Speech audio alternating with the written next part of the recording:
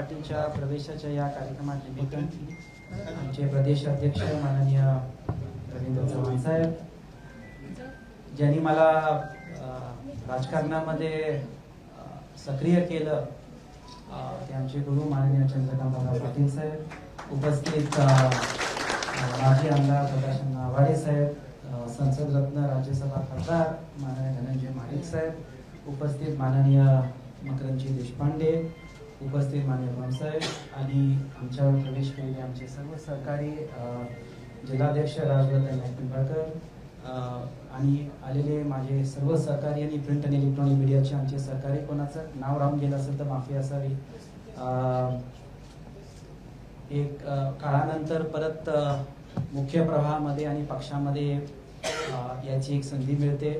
आणि खास करून या कार्यक्रमासाठी दादाने पुढाकार घेऊन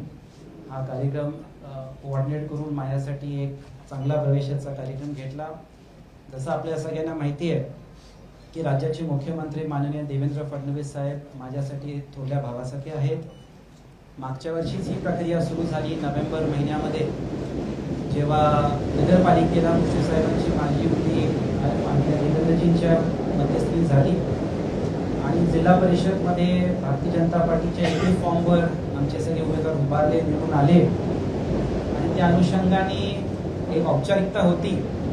पण एक एवढ्या चांगल्या पद्धतीने हा कार्यक्रम होईल अशी मला अपेक्षा नव्हती। मी सगळ्या कार्यकर्त्यांचं मनापासून आभार व्यक्त करतो दादा, की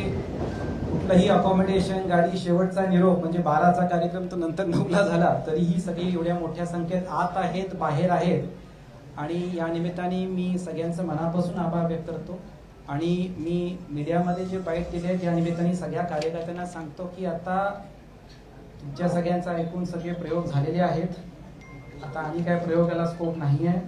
आपण आता भारतीय जनता पार्टीमध्ये आलोय। माननीय देवेंद्रजी, चंद्रकांत दादा, रवींद्र चव्हाण आणि पक्ष जे सांगेल त्या निर्णयावर आपण काम करायचं आणि त्याप्रमाणेच पुढची वाटचाल ठेवायची। आणि त्याच्यामुळं मला आता वाटते की त्या संघटनात्मक कामाला आपण काम करू। धनंजय महाडिक साहेबांच्या नेतृत्वाखाली जिल्ह्यामध्ये म्हणजे जेव्हा मी जिल्हाध्यक्ष होतो आमची राम लक्ष्मणची जोडी होती आहे आणि परत आता काम करायची आम्हाला संधी मिळते, त्यासाठी मी परत सगळ्यांचं मनापासून आभार व्यक्त करतो। मी चव्हाण साहेब दादांना शब्द देतो की जे काही जबाबदारी असेल, जे काही आपलं सांगणं असेल त्याप्रमाणे आपण काम करू आणि परत मला आपण पक्षामध्ये आणण्याची संधी दिली त्यासाठी मी परत आपल्या